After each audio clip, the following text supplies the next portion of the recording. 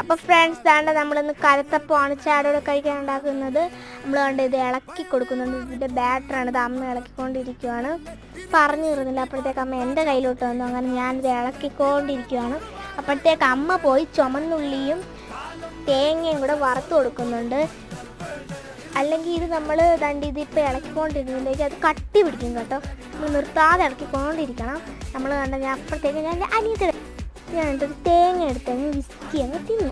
അതെ ഇത് കണ്ടോ, ഇതാണ് ആ സാധനം. അമ്മ വറുത്തുകൊണ്ടിരിക്കുന്ന സാധനം. അതിനകത്ത് ഇട്ടേക്കുന്നത് നെയ്യും എണ്ണയും ചുമന്നുള്ളിയും തേങ്ങയുമാണ്.